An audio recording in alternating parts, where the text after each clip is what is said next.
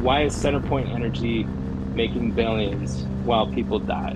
Why is Encore and other electric utilities making rapid profits when none of that comes back to us? Like, so every cold snap we get or heat wave, we want to remind people like, hey, your bill's going to be here in a month. That's all your money Yeah. going straight to these people. This is Greg Harman with Deceleration, talking this week with Dave Cortez, director of the Texas Lone Star Sierra Club, autocratic seizure of power, failures in the environmental movement, this massive ongoing wealth transfer to Texas plutocrats, and how best to care for each other and set it all right. Stick around. Yeah, so Dave, I think it's been maybe even a couple of years since we've like really done like sat down and done a deep, a conversation, and we're in a moment now, obviously, that a lot of those are happening, and it's good to be in a place where I can serve as somewhat of a conduit of, kind of like what's going on with you, what's happening with the State Sierra Club, and kind of like the communities that we're a part of. Um, and I will just kind of like I'm just kind of like tipping a cup to the world as we've known it, to what's behind us, to and also before we talk about, you know, responding or building forward, fighting back, building forward, as I say. Um, how much looking back do you think is required to understand kind of like everything that broke, that got us to this point in terms of, I guess, first kind of movement building and to build a good response? Yeah, man, it's good to see you. Always. I appreciate you. Hmm. Um, I miss you. Yeah. Um, you know, for me, like from an organizing perspective, there was a big crescendo in 2012, um, in 2011 to 2013 as well in Texas specifically, but 2012 was Occupy Wall Street, Yeah. and it was sort of bookended with women's rights, reproductive justice, reproductive rights mobilizations and protests and like direct action, pretty unprecedented direct action at the Texas Capitol. And, those waves kind of pushed pretty hard for a while. At around the same time, actually a little before, I guess more '09 and 10 was the rise of the Tea Party movement in community across the country. And, you know, looking in that sort of like short term, I guess it's long term for a lot of people, but to me it's short Hmm. term. Hmm. um I always point to what did we build, like what structure was built that still exists since then. And there's some, but in Texas it's difficult, it's very nonprofit heavy. There's some alternative news, there's some community spaces, but largely it's been couched in the political environment or the nonprofit, sort of passive advocacy environment. And I look at our opposition at that same time, and they've been Yeah. consistently resourced. I mean, nonprofits, environmental community have been resourced too. There's been Hmm. millions of dollars put into finding like LNG and Gulf Coast infrastructure. But Tea Party, the the Koch brothers, Karl Rove, and all that, they were building infrastructure. They were building plans. They got taken over, but they were building to take control, seize power. It was always about power. It wasn't Yeah. about a policy outcome. They Yeah. used policies to build power. And then if you really want to peel it back, I think we have to look back to like the Great Society. Yeah. I mean, we could go keep going and going, but like Great Sure. Society and the response to it in the 60s, and the slow and steady investments in building, what we've called the Christian movement, and the Christian nationalist movement now, Hmm. um, really like consolidating that power over the past 40, 50 years, Yeah. particularly in the 1980s. There was a clear agenda, there was a clear mission, clear values, what they were after, and they leveraged their infrastructure through the churches, through all of the different networks that those values were sort of, cultivated, to the point where, fast forward, it's all ascended. into Hmm. the Supreme Court, Judge Alito and his flags Hmm. at his house, or the Crusader Christian nationalists in the Department of Defense, right? All of that work has really brought them to this point, which is kind of scary because now it's like, well, where does it go next? Hmm. And for our movement, I don't even know what our movement is. I don't even know who I'm really thinking of here. I'm just saying people that aren't that, we don't Hmm. have that, right? It's been the Democratic Party. So in the absence of, let's say, think tanks, right? I mean, that was a big space where, I mean, you can go back to Brown v. Board, and the fight against integration of the schools, or someplace like that, or Yeah, Jim Crow, just trying to recover kind of like yeah, white supremacy, right? yeah. And yeah, so there was definitely the movement to build think tanks, legal research centers, within academia, advancing, certain kinds of judges' interpretation through the courts. And yeah, no, I hear what you're saying. And so like it sounds like there's been it's not like there's been an absence of theory making, but an absence of power consolidation. Is that kind of your assessment? I mean, I get Facebook memory posts or whatever, little Uh-huh. reminders. It's Uh-huh. like, build, seize, and hold power, Yeah. right? Like, where are we doing that? Build it to seize it, and then constantly work to cultivate and hold it. Hmm. They have done that constantly, Yeah. constantly. Yeah. That's been their mission. There's been clear buy-in from their base. And then how do they, in political opportunities, elections and things like that, how do they leverage the, sort of the masses to, Hmm. so, get them into power to support their Hmm. agenda? Most people don't support what these people are about, Right. Christian nationalism, the stuff we're hearing about airplanes and DEI or whatever it is, Hmm. right? Like people don't support that, but that doesn't matter. They Hmm. know their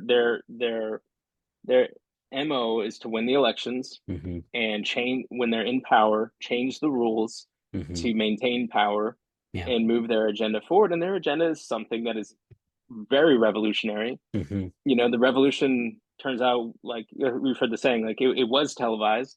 Hmm. It's been happening right before our eyes. It's been funded by the mass media complex, Hmm. and here we go. And so I think for us, like um, as a community of community advocates, of people who care about basic human rights, Hmm.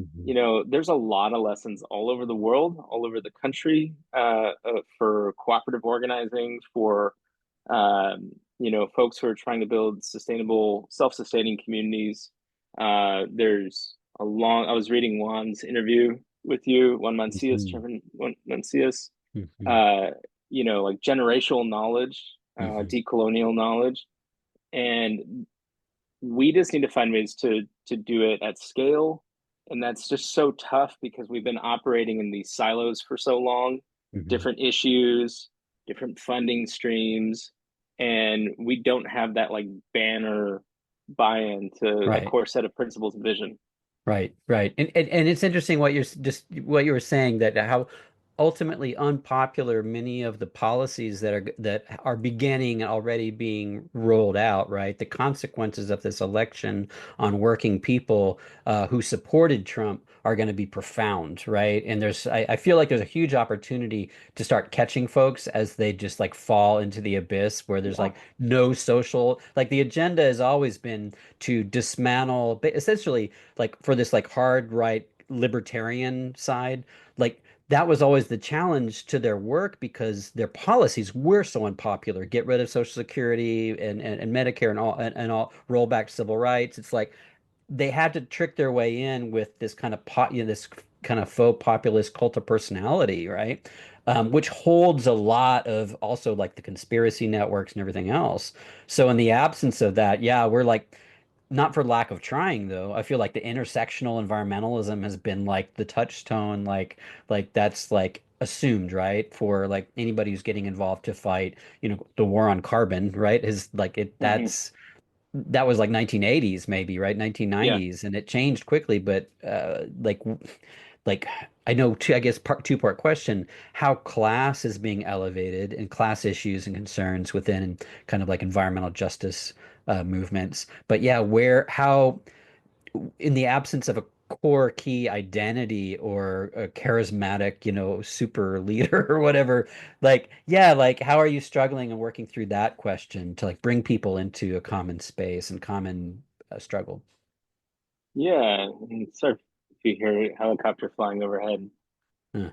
kind of how it goes these days. Yeah. Um, you know, it's been a battle, right? And I've always had that battle in the environmental community. First it was around like diversity and privilege, gender privilege, race privilege, class privilege, Mhm. and it still exists, still a lot of battles. But like in labor, labor's got its own problems, but we never had the problem around class consciousness and class solidarity. It was much easier to move in response to economic impacts on everyday people, working people. Mhm. Um, Funders, big foundations are real slow to be responsive, right? Like I've learned, and I'm comfortable saying openly, right? Mhm. Like, the professional managerial class, the managers between the very wealthy people who fund the foundations, and then the staff there that then direct the money out to the organizations outlets. Like it's almost like you have to organize them as much as you have to organize Yeah. the decision maker, the council member, or whoever else it is, because at times it feels like they're more interested in their photo op with nowadays, like an indigenous black or brown frontline kind of person than they are about like what the work is, or like how are you trying to build that work in with other organizations, like what's the infrastructure, what's the Mhm. process, right? What's your accountability systems? Like, there's no questions about that. It's just like, I need to sell this picture back to the Right. wealthy people. Here you Right. go. And like, they control so much influence over Mhm. how a lot of organizing happens in the nonprofit world. I do appreciate political spaces, Green Party spaces, DSA spaces, PSL spaces, other spaces where it's a lot more free to Mhm. just be honest about these things. But, you know, those spaces are lacking a lot of the tools to reach people in mass and offer points of entry to talk and learn about why class is a critical component of environmental work. Cost of living is like the fundamental one. So like Mhm. you know I mentioned earlier there's been millions of dollars poured into fighting fossil fuel infrastructure in Texas over the last like 7 years. It's hard to say what the infrastructure is to actually that's in place to support growing that when it's not funded. It's really hard. If the But funding goes away, it seems like the work dies. the infrastructure you're talking about is the human infrastructure, the movement. People, Yeah. yeah, Hmm. our calls, our meeting Hmm. spaces, our networks, our text channels, all these Hmm. things. Like it's there, but it's small and Hmm. it's kind of at times it's cliquish, Hmm. or like you got to be plugged into that kind of thing. Hmm. It's not mass scale. It's not big broad assembly scales. Some of Hmm. that exists in some pockets, but it's for Texas, it's not a statewide thing. It's Yeah. little pockets here and there. And Hmm. so there's a ton of opportunity, in my opinion. Like if we connect those issues to class and economic cost of living issues, that one will reach more people, two, it will help us broaden who we're talking to and challenge us on our perceptual screens of the world, or theories of change that we think are going to win, quote Hmm. unquote. When you get more people who are just trying to put bread on the table, put their Hmm. kids clothes on, get their kids shoes and pay the bills, it makes you simplify the work a Hmm. lot. And then then it gets to be a bit of a challenge. Like, are we going to lean in on like only certain people can talk, you have to talk a certain way, that kind of stuff, right? Like, it's all important, but how we Hmm. cultivate consciousness, Hmm. like if we talk about economic justice, I think it opens the doors. So what y'all see happening in San Antonio around rates, Hmm. electricity bills, that's awesome. And like, I want to see that in communities across Texas. Hmm. Like, why is CenterPoint Energy making billions while people die? Why Hmm. is Encore and other electric utilities making record profits Hmm. when none of that comes back to us? Like, so every cold snap we get or heat wave, we want to remind people like, hey, your bill's going to be here in a month. Not that's all your money Yeah. going straight to these people. And they give money to the governor, they give money to these other people that are real fascist and terrible. Mhm. They're closing our schools, all that kind of stuff. And give just little simple points of entry into the work. Like let's leverage your anger and challenge that utility. Let's make Mhm. sure that your local resources and government agencies are at least pressured to redirect funding to support your community for weatherization, for bill payment assistance. And these Mhm. are small baseline things. It's not transformative work, but that's not happening at scale in Texas cities all across the state. It's happening in tiny pockets. Sure. Yeah. And I appreciate what you're I think it remains to be seen, right? How all the different organizations and communities that are mobilizing. There's a sense, I think, the national level media, the Washington Post writers and things are kind of like looking at the absence of kind of like overwhelming mass street performance slash protest, right? And thinking that that means that there's not going to be or people, are so overwhelmed, right? They're not able to respond effectively to this administration and all that it represents. And I think that there's an underappreciation of the sophistication of the analysis, but also the cultivation within kind of like we call not just resistance spaces, but communities of people who are organized to create something better, right? Like this could almost be an opportunity when this thing crumbles, when this, this cacotocracy or however you say that word, right? This confederacy of idiots, right, that are Yeah, out there doing uh, incredible harm or poised to do incredible harm. When that just like collapses, there's an opportunity to build something, beautiful, right? So. There's also kind of like a terror though within, as leading up to the election, and trying to make the case like, look, we've got to be in solidarity just to hold MAGA out of power, because clearly, as you said, I agree with you that they're doing everything and have been doing everything to set the scene that they never leave power, right? yeah, And that's where we are now with legislation being introduced. Oh, Trump should have a third term. Oh, he should have a fourth term. We just, yeah. who can vote, who's a citizen, all that stuff. We're rolling back those questions back to, yeah, Jim Crow, essentially, I think is the Totally, man. plan. But just emotionally, I think there is for those who have been aware and tracking climate science, and not just climate, but let's talk about the breakdown and collapse of ecological systems worldwide, of the Amazon teetering between, being a carbon sink, a healthy tropical, forest, turning into just something that could just ignite on fire, right? There's so much going on, and we've been, we're like leaning on, oh, we've got to reduce, half by 2030 or more or better, and like saying goodbye to those dreams, particularly as parents, right? Yeah, It's how are you navigating those thoughts, and what and with what's possible, like framing up what's yeah. possible. See, that was for me, like my bias is I never really understood that stuff Yeah. scientifically, but also like I had no like epistemic connection to it. Like, Okay. what does that even mean? 1.5, 2, oh, we got to shift to now just capturing, pulling carbon out of the air, like, and I guess, I don't know, like my organizing experience has always been about power, from El Mhm. Paso and just watching the state repress people and then the Describe that a little corporation. bit. Yeah. Some people who don't know Yeah, some of the key. yeah. So Describe it. so Yeah. like, growing up like 80s middle class, a house, good house, stable, but like where we grew up in El Paso, you could still see the big smokestack, the Asarco smokestack. It's Mhm. 828 feet tall. And everybody knew it. It was just like Mhm. part of the town. We kind of loved it because it looked Mhm. like a candy cane. But, I didn't know, none of us really understood what was going on with the air pollution, what was coming down. Mhm. What And Asarco was. Yeah. yeah, it was a copper smelter and it was Yeah. raining down Mhm. lead, carbs, Yeah. arsenic, and cadmium, Yeah. among other things, right?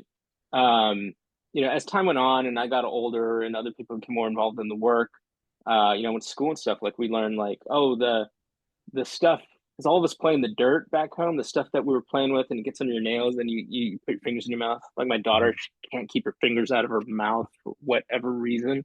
Well, Mhm. like you're putting stuff in your body, right? Like Yeah. not just dirt, it's like Yeah. heavy metal contamination. We learned how the corporation was running the stacks harder at night when there was wind into the colonias and into Juarez. Mhm. We learned, workers were exposed to stuff and very sick. Like when we challenge that on like what's right and what's wrong, that's how I got plugged into organizing. Uh, the city council and Beto O'Rourke and other people were on our side, very vocal. But then it was the state government, Governor Perry, Bush's appointees before, and the corporation CEO Carlos Slim, who was like the wealthiest man in the world at the time. Mhm. Um, the amount of influence they could leverage onto the state of Texas to just give the company whatever they wanted. Like that was a rude awakening for me because I hadn't Yeah. been exposed to that. Like, oh, it's not about numbers, it's not Yeah. about emotional appeal, it's just about power.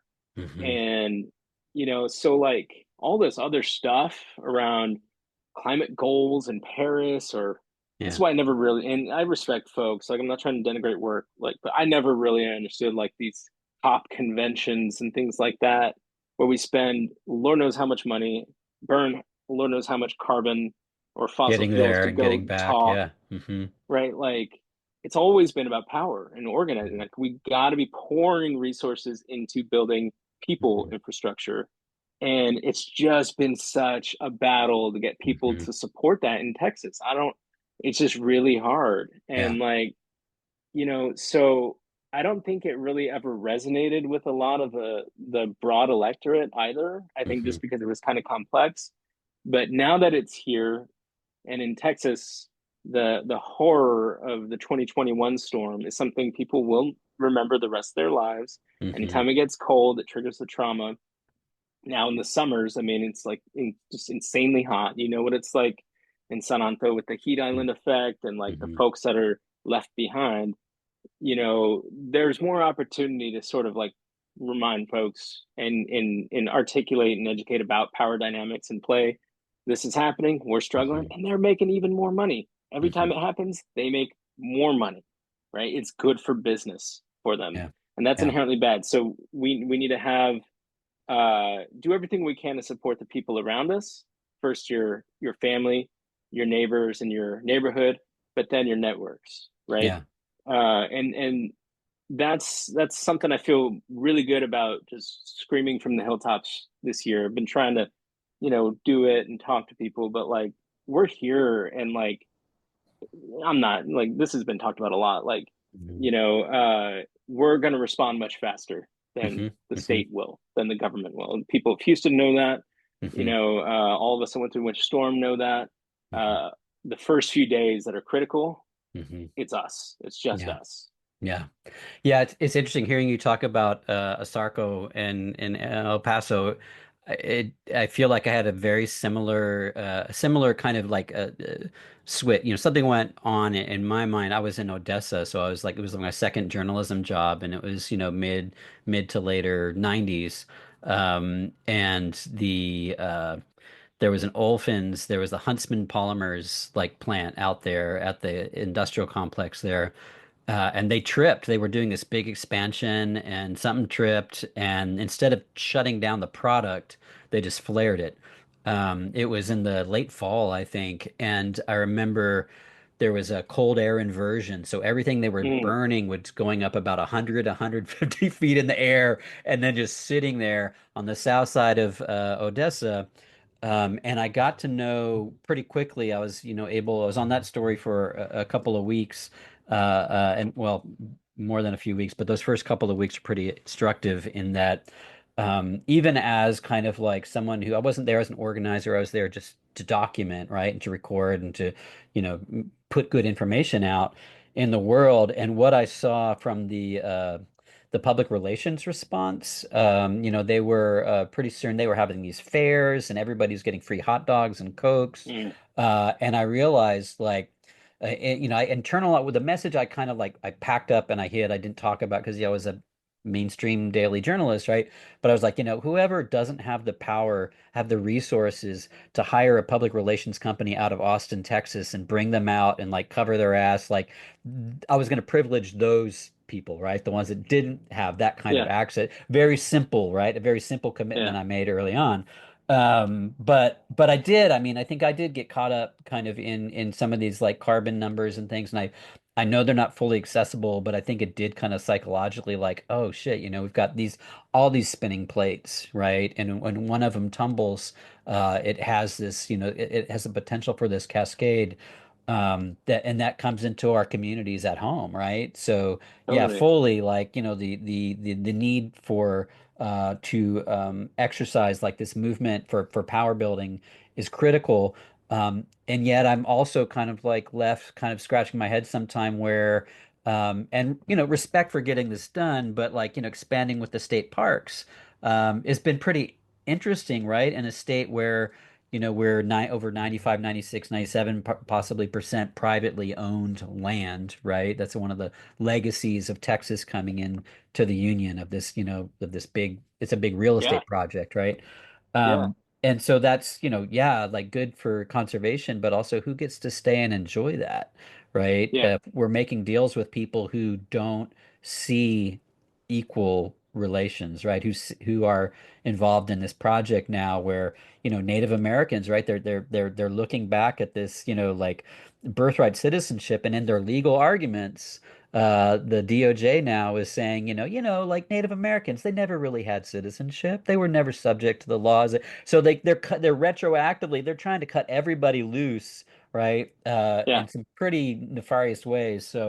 Um, so Yeah, I guess man. that's a question like how we organize. Like, like what are your priorities for this year coming up? I hear you talking about power, grid reliability, Yeah. power sources, energy sources. How would you Yeah. frame that for folks? It's consistent with what I've been saying today. Like it's all about, networks, training, building, communicating, channels and infrastructure for people to do all those things. We were told after the election, I remember talking to my partner, they're like, okay, find community, join community. That's what we got to do right now. It's really scary, Trump. Well, how the fuck are you supposed to do that? Like, Mhm, okay, do I buy that? Do I go mhm. online and buy that? Like I'm not like I'm a I can find it. I know how. I've been through Yeah. that, but like that's not an easily accessible thing for people. You talk about the Community, messaging was, put it yeah, out there, go yeah, find your yeah, community. Yeah, yeah. Go okay. find your Uh-huh. community, right? Like, Yeah. and if you want to be part of community, look at what's out there, Yeah. map it. We see there's democratic groups, there's other political organizations, there's neighborhood groups and whatnot. But like, people are just going to go where they feel comfortable. And But welcome. and Yeah. welcome, and a lot of spaces, I think are very challenging. They're either homogenous in their groupthink, like siloed on their issue or their way of advocating. Mhm, They're not coming from a place of building power. Like, hey, you know what? I might not agree with you on everything. mhm. Let's take Gaza for example. Like, it was fall in line. It wasn't like, okay, we're gonna find a way to build the base and the mass as much as possible. It was horrific what was happening. Mhm, It is happening, mhm. and but like I was watching like city council mobilizations here in town. I'm like, that mayor is in the pocket of a few people, right? Who have a lot of influence in the city government, and we need to think about that. We need to strategize, make sure that we're getting more people and not just having battles with like the fringe of Mhm, vocal pro-Israel folks, right? Like, mhm, there's a mhm, lot of people who wanted that genocide and war to end a long time ago. How are we calling them in? How do we mhm, make the space safe? And you could apply that to like a range of issues, right? mhm, Like, are you welcome here or not? Is this place mhm. for you or not? Are we having fun at all? Are Yeah. we like, does that matter, or are we very serious here? You know? There's there's the I think it's the podcast It Could Happen Here. I don't know if you like tapped into that. It's a anarchist I think trans like hosted Hmm. pretty powerful, but I hope Marisol will correct me later if I'm wrong. but I think one of the phrases that I've used that I picked up there was that we need more ushers and fewer Mm. gatekeepers. Ooh. And I think that, yeah, there is a reality. There's a reality of people that who continue, right, to bash and fight potential allies, over like who's got the best analysis. Analysis is Yeah, important, right? We need to totally, understand like what totally. the systems of oppression are, and yet at the same time, under autocracies, which we're fast like slipping into, under autocracies, everything I'm reading is you've got to have a big tent. You've got to have non-traditional Yeah, relationships. You've got to be yeah, working your trust networks. I mean, there's people, yeah, we need each other. And I don't mean just the people that you have fun with, right? yeah. We need each other.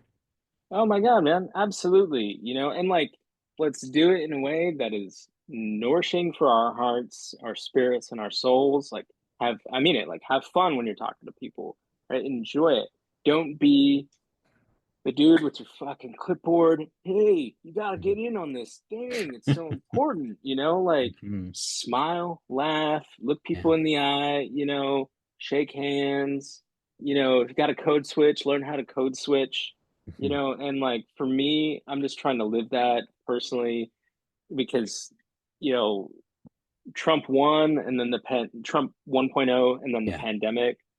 I mean, it Yeah. was exhausting. Right. Parenthood in the middle of all that, Right. exhausting. And now it's like here we are, and like I can't just like flip a switch and go back to pre-parenthood activism and organizing. Like I got to figure Right. something else out.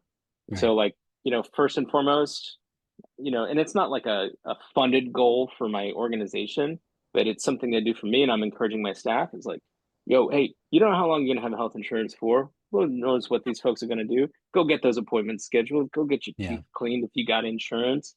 Yeah. Let's be mindful about what we're consuming through our news and how much and social media. Like, we always say try to set limits, but like really, like for everything you read, try to like share a funny dog meme or something like that, right? Mhm. Or just put that shit away. Similarly, nourish your body and your mind as much as you can. If you got to meditate, if you can take the time for that, if you have the capacity to do that, the world's on fire, there's a lot going on, but also like Mhm. just give yourself a little bit of a challenge to eat something fresh if you Mhm. can find it, something that maybe you made yourself versus something you bought. And I know that's shown a lot of class privilege, but like for me, Mhm. these past 8 years, the pushing, the lack of sleep, the Yeah. alcohol, the Yeah. smoking was literally killing my body, Yeah. right? And so I got like the wake up call, and like if I'm going to be a good partner and a good dad, I needed to make adjustments right away. Mhm. And if I'm going to be a good organizer and support for my team, those things matter too. But also, I need to make sure that they're doing the same. And so, as we do that, like, let's apply that same thinking to our organizing. Like, okay, if you're going to a meeting, who's coming with you that is not like a paid NGO staffer, right? Mhm. Mhm. How many like unpaid folks are you talking to every week? All of us. Doesn't matter if you're an organizer, whoever, what your job is. Who are you talking to? The ushers that you mentioned, right? Mhm. Um, let's preach about networks, right? Let's find that common ground. So I have my team doing two things.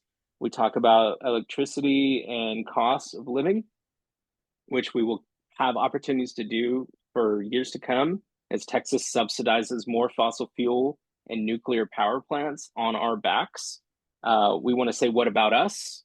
Why don't you invest in helping us be safe as the weather gets hotter and colder and our bills go way up? And then the other side is water, right? Kind of need it. It's drying up. Jacob's Yeah. well right now is Yeah. as dry as it is in the midsummer. Elon Musk and other industries are taking it, literally taking the commons, Mhm. and we're also paying a lot for it. But also, they're talking about things like, hey, you know what? That water that we pull out of the fracking well and the oil and gas well, maybe one day we could drink that. Yeah. Maybe one day we could feed that, use it to feed livestock Mhm. and whatnot. And so we talk about water from a supply and a health, and like water is life. Mhm. We know that. And we apply all this last point Mhm. through a network lens. Like, I need people in Corpus Christi who are fighting the erasure of a historically black community. Mm. for a desalination plant. I Right. need them to have their story heard in Amarillo and in Yeah. Fort Worth, Yeah. right? Like, and then I need the folks in Arlington who hear that story to be able to share inversely. Hey, they're trying to drill next to my kid's daycare Hmm. for fracking, right? Like, if we don't do that Hmm. more, we are just going to be fighting one little fire at a time while the big wildfire burns, and Hmm. we don't do anything to stop it. So networks around water and cost of living and electricity. That's our main focus this year. Okay. Okay. Yeah, I feel like, yeah, so Marisol and myself both kind of in our history. So your encouragements to self-care, right, and collective care are well met, because I know we both reached different points in our lives where either through our organizing work or our professional lives, our work, yeah, just reached those points of collapse. And we've learned a lot building back. And it also means like we're not at every meeting. We're not showing up at every protest. We're going where we can, when we can, taking care of the family and trying to do the things that we'll be doing this, 30, 40 years from now, if we're blessed to have, that much Yeah, life on Earth. And so I appreciate that. I'm glad that's part of this conversation, that folks can find that. I'm wondering, where do you go? Are there folks right now that are personally inspirational, that for you? It doesn't have to be in a kind of like a movement building way, or mm-hmm. organizers, but what's inspiring you these days? Dude. Like, not to be some shit romantic about it, but like Hmm. I actually do love talking to people. I Hmm. struggle with like forced conversations. It's parent, school, Yeah, pick sure. up, drop off, things like that. So I'm trying harder there to smile and just be myself. But like walk around the neighborhood, talking to somebody, you know, I tell this little story around like uh, Christmas Day. I was walking with my family around my mom's neighborhood, and there'd been this house with this Trump flag that we'd seen for months. Like, motherfucker, oh God. Anyways, we're walking by, and Hmm. there's the guy. He's out there, and dude lets out a big smile, and he's just a working class dude. Hmm. And he said, "Merry Christmas. It's nice to see you all welcome." I was like, "Hey, man, Merry Christmas to you too." And he got like this old truck. I'm like, Hmm. I like your old ride here, man. It's like, oh Hmm. yeah, I'm just trying to keep it going, right? Hmm. Anyways, like, Grant, we have a lot of problems in our politics, but I was like, I really appreciated that brief moment there, like to Hmm. connect and cut through all the false shit that keeps us apart. I got more in common with that guy Yeah, than he does with Trump or corporations or anything else. And like I need to find ways to connect. And yeah, so I've taken that spirit. Like, I'm trying this new thing out because part of being a this being a parent of a young child, like your social circles close, right? yeah, COVID, social circles close. yeah. So I've got like two coffee shops in my neighborhood, like a mile, 2 miles away. I'm like, just, hey, a couple nights a month, I'm gonna go there Hmm. on a night where I know there's not a lot of people because I don't like to be around a lot of people. Hmm. I'm like, hey, any of y'all that live out here in South Austin that I know and haven't seen in like 7 years or Right. somewhere in there, come. I'll be there a couple hours because I'm gonna go home at 10 Hmm. because I have to go to sleep, right? On nights that I'm not Right. watching my daughter, right? Right. Thanks to my partner, we'll swap. Hmm. And then like what I've been noticing there, doing that and going on more walks with people, just Hmm. like 30-minute walks, even if they can't come walk with me, I'm like, go walk and let's talk on the phone. Um, Folks are struggling and just holding space for each other, man, it's uplifting. You know, I see that right now, kind of, just us hanging out and Hmm. rapping. Hmm. It's given me a lot of inspiration, and through that, I'll find out about a podcast like you just Hmm. gave me, or like other friends that are doing other stuff in other parts of the country. I'm like, oh, cool, I'm gonna go read that. And just it's restoring the function to a muscle that's been lost over the last 8 years, Hmm. which was Hmm. like burnt on like rapid response mobilization and burnt by shutting down the world, shutting down, you Hmm. know.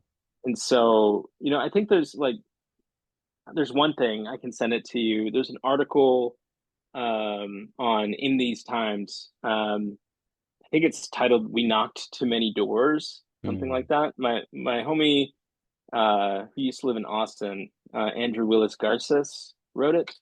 Hmm. Uh, and it's about him and his partner, Nikki.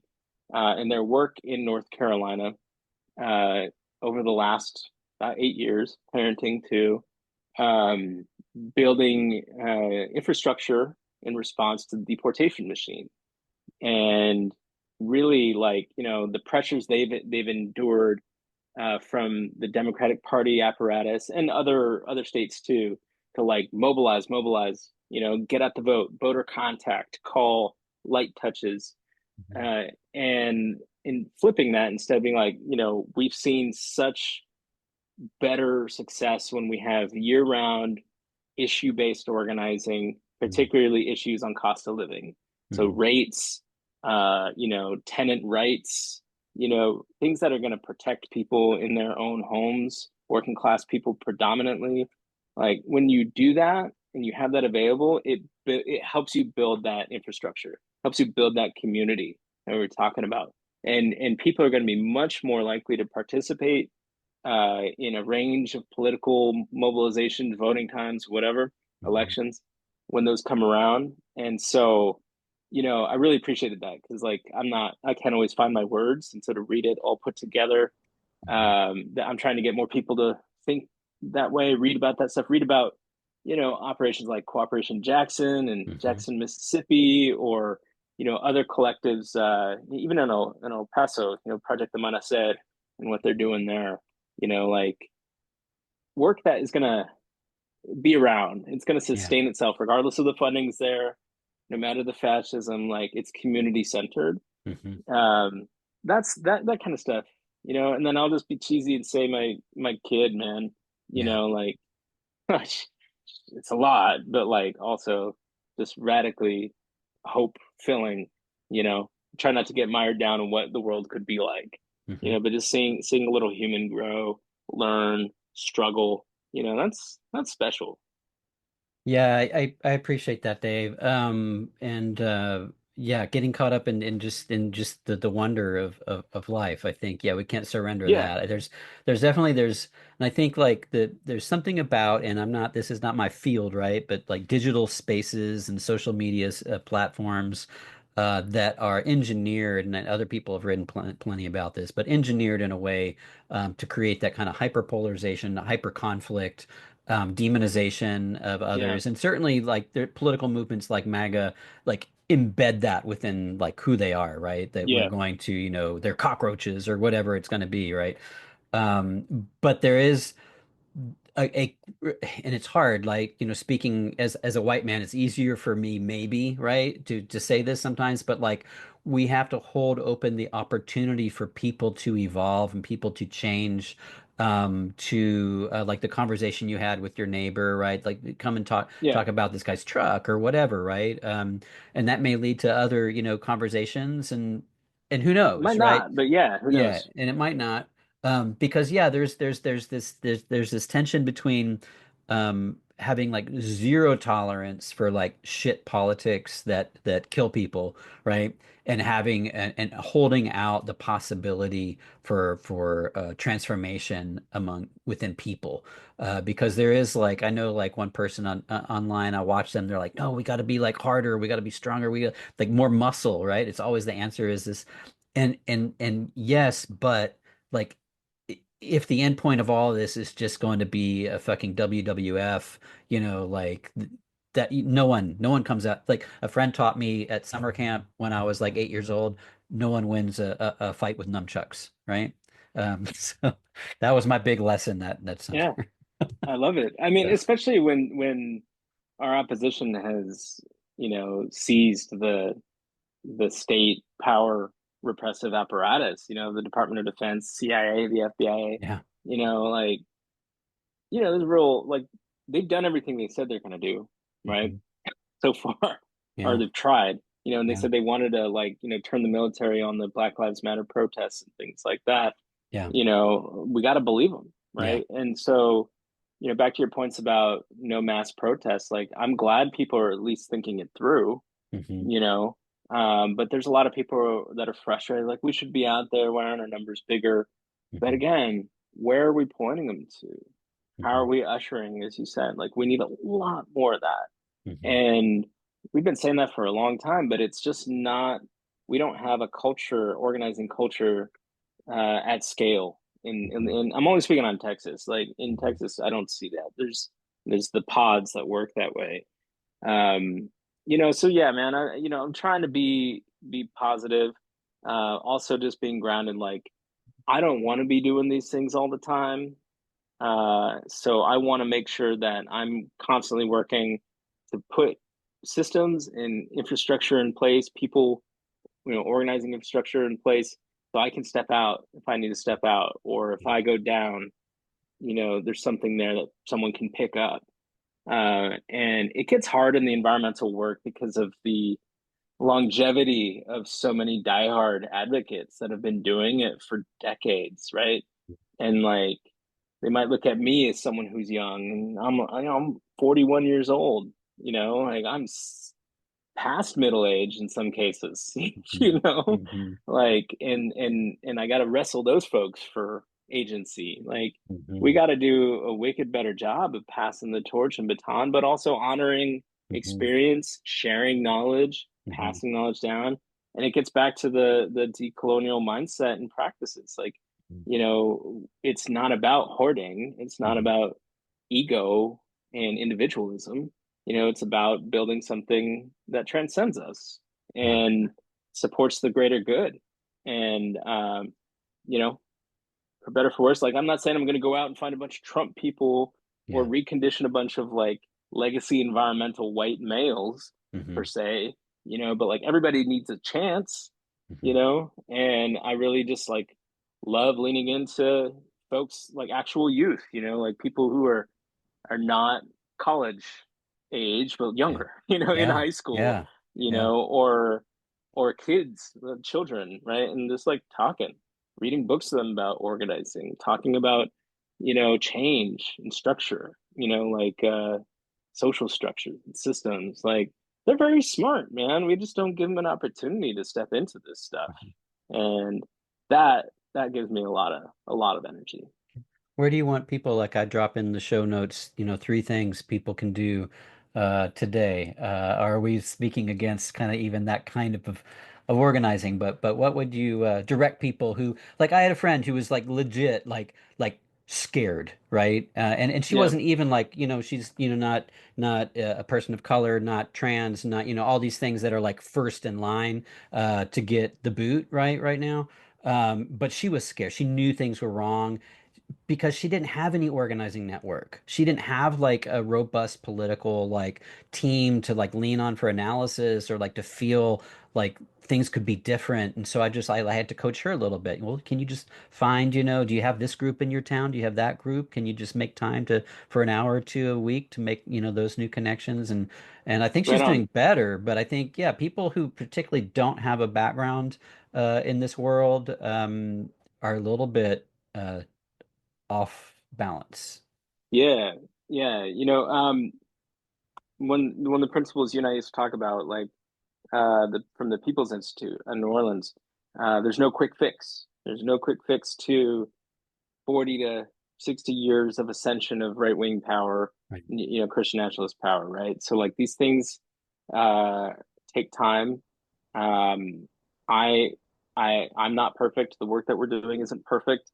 So I always ask for people to operate from a place of grace and humility as much as possible in this work because it'll eat us alive. So, I think what the advice you gave is awesome. We try to make a few spaces available for people to just come listen, and if they want to participate, they can. It's Sierra Club, but we're trying to make it more uh, or less Sierra Club siloed and make it more open to a lot of organizations. So the water thing I spoke about earlier, right? Like we've been doing some talks, 30 minutes a month in a 1 hour meeting will be about an issue. So we had some about nurdle pollution on the coast, talked about Diane Wilson's work and some Yeah. other stuff. What's a nurdle? And then we just, have people from different parts of the state give updates about what they're doing on water. It's called the Water for People and the Environment Committee. And, we have it on our sierraclub.org/Texas website. We also have what's called Keep the Power On. It's another committee focused on the electricity issues I talked about. And that's something that's a little younger in terms of its structure, infrastructure. But we're building it, and we're really kind of zeroing in on the legislature right now because, again, they're trying to give another $5 billion of taxpayer money to private corporations to build polluting power plants Yeah. instead of helping us be safe in our own homes. And so, if people are upset about that, look up Keep the Power On, sierraclub.org/Texas. And then, we have a similar space. We have a monthly space where people can join, learn about like crypto mining, learn about that issue I just mentioned, or, what the heck is ERCOT anyways? Like, how are Yeah. they all appointed now by the Dan Patrick and Governor Abbott? Those are two good spaces. And I would say if for two audiences, folks that don't have a place can reach out and you can join that stuff and operate from a place of like listening and maybe type in some questions and we'll do a one-on-one, myself or some of the other team. But like for the activist community, the organizing community, a lot of who read Deceleration or hopefully support it, also reach out, like hit me up and let's talk about this. Like, how do we transcend the nonprofit industrial complex in a way that's to make it serve the movement building that we're trying to build, like where we still feed them what they need to eat, but we Mhm. use the resources for maximum potential in building to make our communities thrive and more sustainable. Let's talk about that. Let's not be reactive to what the funders want. And when they are giving us a lot of resources, maybe we can hold each other accountable, right?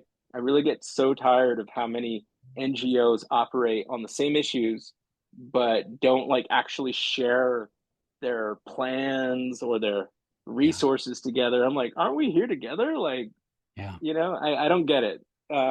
So yeah, I know those are Sierra Club options.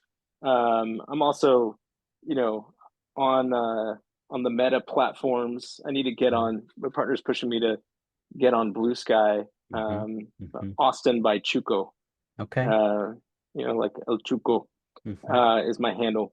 I can send that to you. All right. Yeah, that sounds good. Well, yeah, I think for a lot of folks, it's just good to hear, where people are at. And this is part of an ongoing series for us, where we want to hear, like we did with Juan and like we did with a couple leaders in the disability rights movement the week before that Kid O'Connell worked on for us is, yeah, how folks are preparing in order to protect. Right. We're doing the groundwork, for the long term and to limit the harms that are done in the near term and just transform, to make this world a safe and full and rich, embracing space for all of us. So I Yeah, appreciate man, you we need more taking people. part. Yeah, Hey, you got it. Thank you, man. I love rapping with you. I gotta shift gears and go to the grocery you got store it. and see if they have eggs because we don't have chickens. Thank you for joining this deceleration conversation. Check us out online, deceleration.news. Support us, email, let us know what topics you want us to tackle in the future. Editor at deceleration.news.